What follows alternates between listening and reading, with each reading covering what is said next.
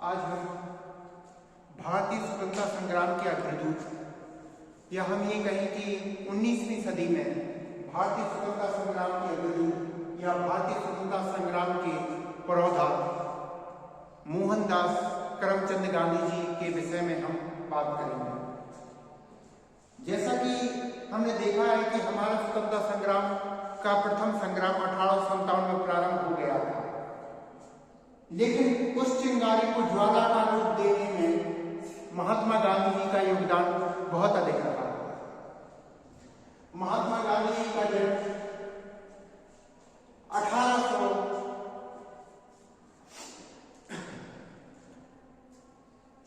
2 अक्टूबर 1869 को गुजरात के काठियावाड़ पोरबंदर नामक स्थान पर हुआ था।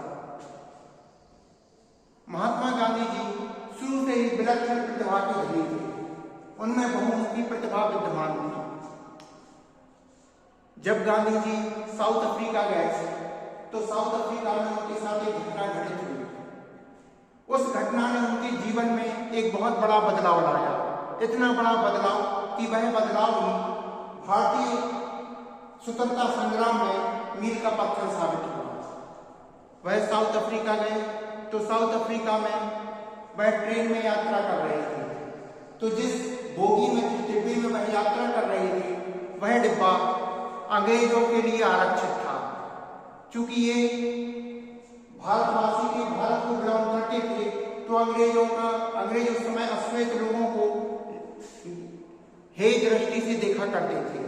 तो ये पढ़े लिखे होने के बावजूद भी, सारे कानूनों की इनको जानकारी की सब कुछ होने के बावजूद, इतने गुणी व्यक्ति के साथ अंग्रेजों ने इनके साथ बहुत ही दुर्व्यवहार किया और इनको कुछ डिब्बे से नीचे उतार दिया गया और इनके सामान को फेंक दिया गया।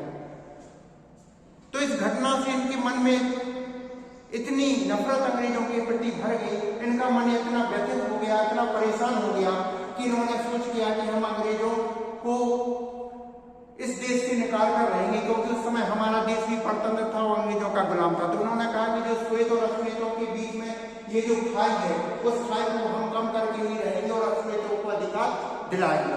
तो साउथ अफ्रीका की भूमि से जो इन्होंने आंदोलन चालू किया, उस आंदोलन की शुरुआत इन्होंने भारत में ली थी। महात्मा गांधी के जन्म के विषय में हम बता दें।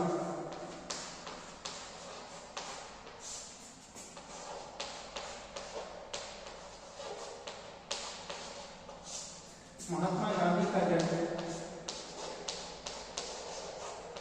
2 अक्टूबर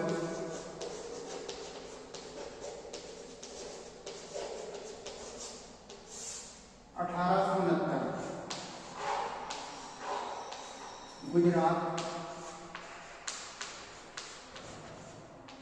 काठियावाड़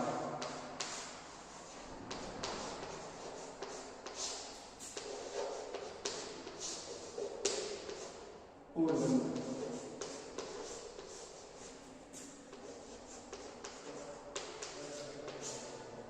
गांधी जी के जो पिता थे वो राजकोट रियासत के दीवान थे। ठीक है, गांधी जी के पिता राजकोट की रियासत में दीवान थे और उनका नाम करमचंद था।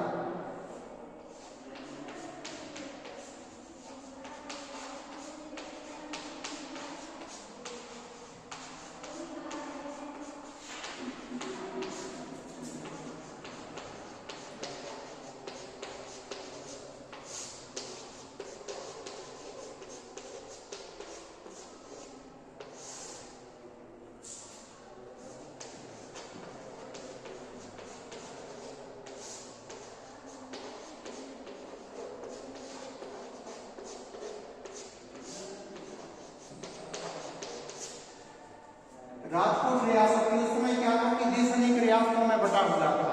तो उस समय जो राजकोट रियासत थी गुजरात राज्य में, उस राजकोट रियासत के दीवान थे श्री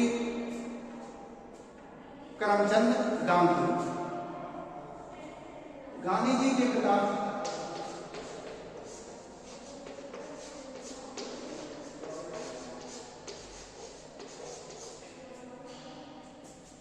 का नाम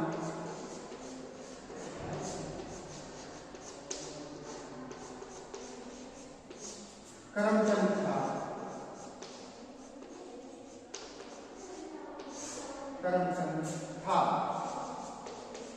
माता का नाम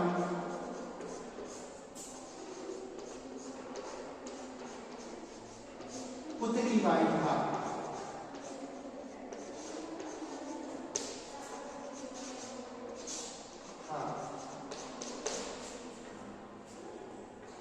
गांधी जी ने अनेक आंदोलनों की शुरुआत की। जब गांधी जी भारत में आ गए तो 1914 के बाद भारतीय स्वतंत्रता संग्राम में एक बड़ा परिवर्तन देखने को मिला। गांधी जी ने अपने अहिंसक आंदोलनों के जरिए भारत को अंग्रेजों से मुक्त कराने का संकल्प लिया। उनके जो प्रमुख आंदोलन है वह प्रमुख आंदोलन निम्नलिखित है। गांधी जी के आंदोलनों ने देश में एक महत्वपूर्ण कार्य किया। उनके आंदोलनों से देश में एक नई जागृति आई, एक नई जागरूकता आई और लोग उनके आह्वान पर अंग्रेजों को देश से निकालने के लिए उठ खड़े हुए। गांधी जी के आंदोलनों के विषय में मैं बता रहा हूँ। गांधी जी के प्रमुख आंदोलन निम्नलिखित थे।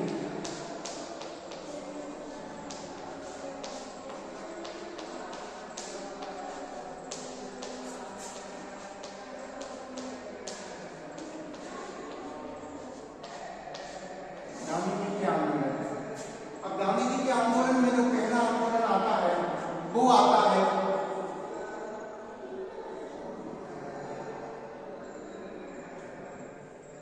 असहयोग आंदोलन।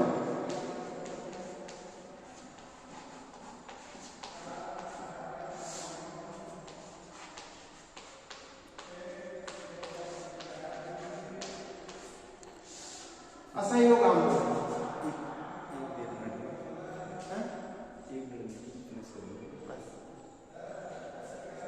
तो अभी साड़ी का कर दे वीडियो सब 10 मिनट से कम नहीं रहने वो करके बंद कर दी। अच्छा तो अभी तो नहीं रहने बस क्लोजिंग कर दूं। ठीक है फिर इसके बाद असहयोग आंदोलन।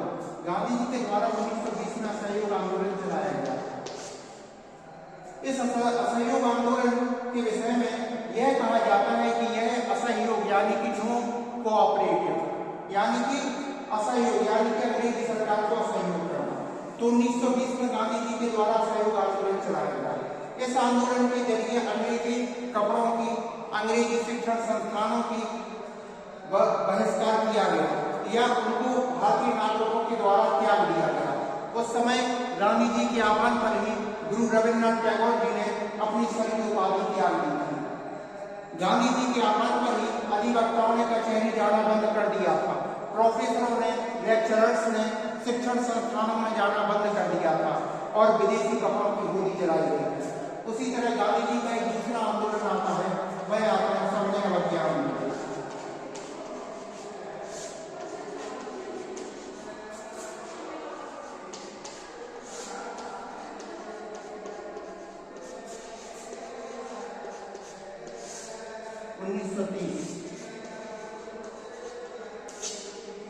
सविनय अवज्ञा आंदोलन जो गांधी जी के आंदोलनों में बहुत बड़ा और बहुत ही प्रभावकारी आंदोलन था।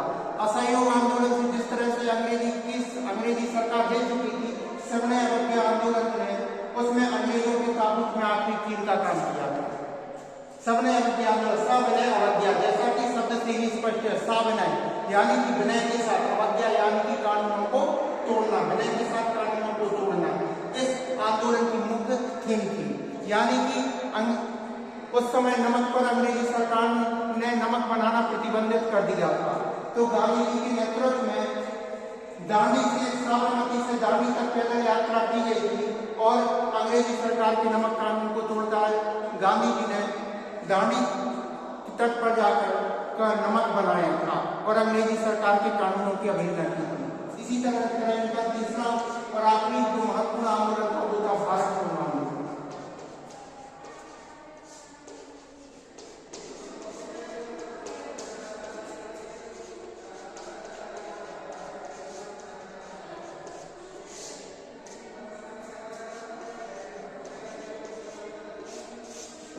में भारत छोड़ो आंदोलन का नेतृत्व भी गांधी जी के कुशल नेतृत्व के द्वारा किया गया था।